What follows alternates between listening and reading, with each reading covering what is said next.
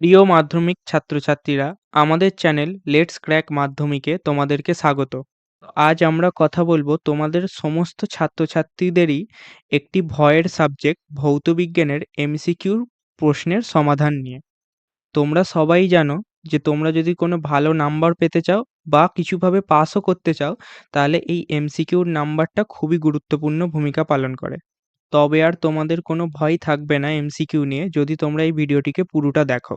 তো আমরা এমসিকিউতে ভালো নাম্বার তুলতে গেলে আমাদেরকে অন্ততপক্ষে বিগত ৫ বছরের প্রশ্নের এমসিকিউ প্র্যাকটিস করে যেতে হবে।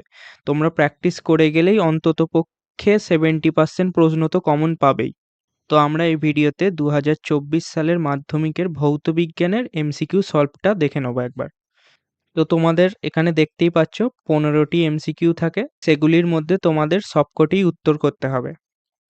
প্রথম প্রশ্ন, বায়োগ্যাসের মূল উপাদান হল এ CH4।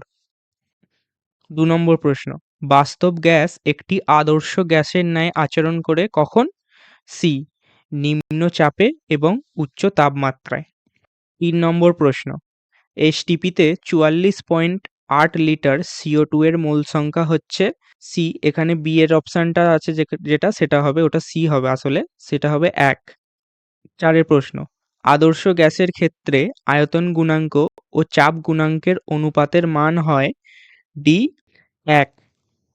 ৫ নম্বর প্রশ্ন, প্রতিসরাঙ্ক ও আলোর তরঙ্গদৈর্ঘ্যের সম্পর্ক প্রকাশকারী সমীকরণটি হল D mu equals to A plus B by lambda square. ৬ নম্বর প্রশ্ন, বিবর্ধিত অসৎবিম্ব গঠিত হয় বি উত্তল লেন্স দ্বারা।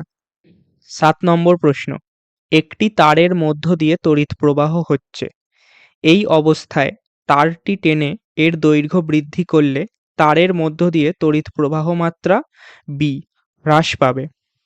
৮ নম্বর প্রশ্ন, ৫ অ্যাম্পিয়ার তড়িৎ প্রবাহ মাত্রা কোনো পরিবাহীর মধ্য দিয়ে ৩০ সেকেন্ড সময়ে প্রবাহিত হলে মোট প্রবাহিত আধান হবে বি ১৫০ কুলম্ব।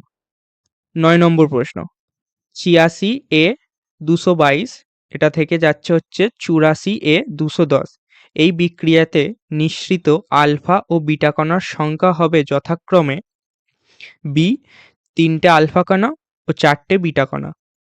১০ নম্বর, মৌলগুলিকে তড়িৎ ঋণাত্মকতার ঊর্ধ্বক্রম অনুসারে সাজালে কোনটি সঠিক হবে তা নির্বাচন করো।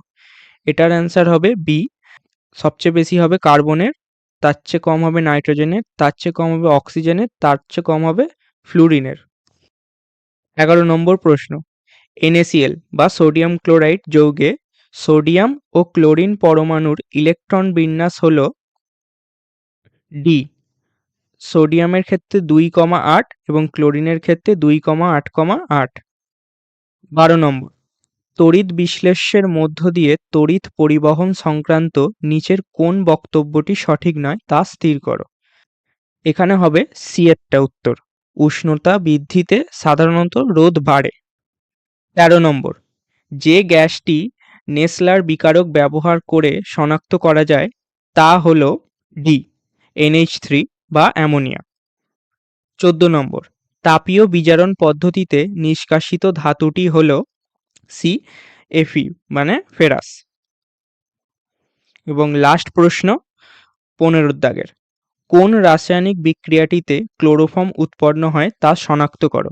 এটার উত্তর হবে সি CH2Cl2 প্লাস Cl2। তো এই ছিল মাধ্যমিক ২০২৪ সালের ভৌতবিজ্ঞানের এমসিকিউ প্রশ্নের সমাধান। আরও বিগত বছরের প্রশ্নের সমাধান পাওয়ার জন্য চ্যানেলটিকে সাবস্ক্রাইব করো। তো আর কোন কোন বছরে তোমাদের এই রকম ভিডিওর সমাধান চাই, তো কমেন্টে সেটা জানিয়ে লেখো। দেখা হচ্ছে পরবর্তী ভিডিওতে।